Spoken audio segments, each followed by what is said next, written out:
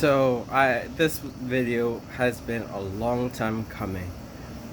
Somebody asked me, how are my videos related or connected to each other? And I do that sometimes.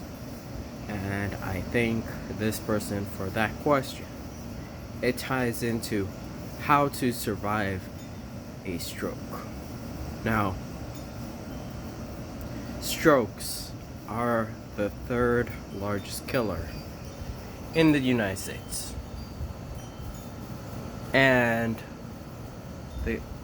I'm gonna share several keys on how to survive having a stroke. First, before we start, I want you to review the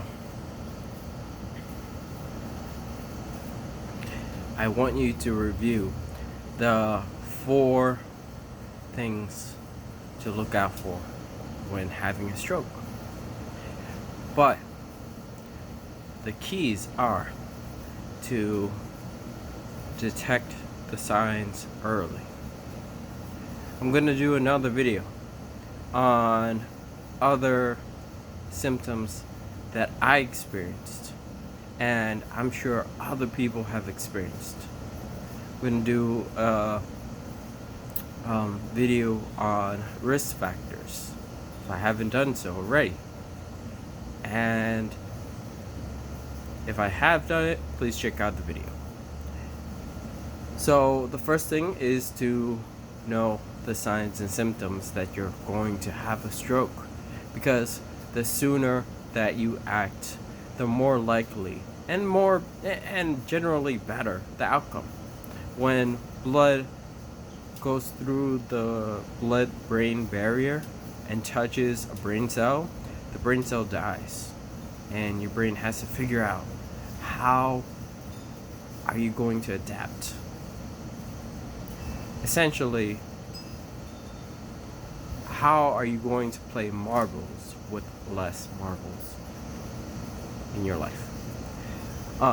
So the next key that I was told was to be under 40. Now, it's not an absolute rule, but basically the brain is more adaptable and malleable depending on where you're affected as well. If you're affected in the speech center, maybe you have some ability to recover, maybe not, who knows. There's the next one, which is that you should have a good family support system. An individual doesn't survive alone. They always have family, which goes to the next point of being resilient. You have to be resilient. You have to say, I am going to face this challenge and win. If you don't say that, and your family doesn't say that, then chances are they're not going to be vested in helping you recover. That's a sad truth. When you're looking at the family support, also look at culture and how they see damage and recovery. What is their idea of recovery, right? Because that goes again into how vested they are in your recovery. The next thing is to be adaptable and worldly.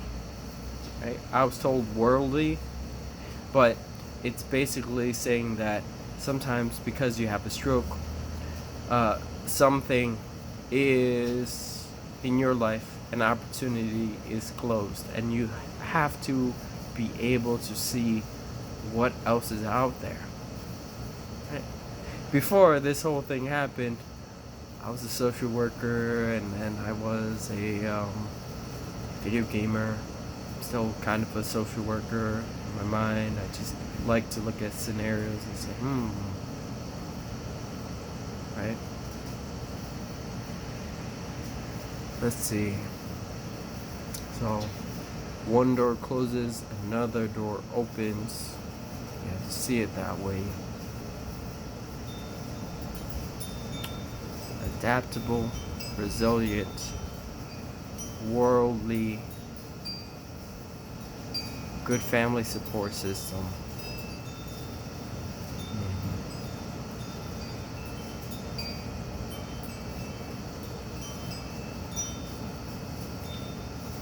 And the last one is that before you have a stroke, you have to be strong and intelligent. Why strong? Because when you have a stroke, your body becomes weaker.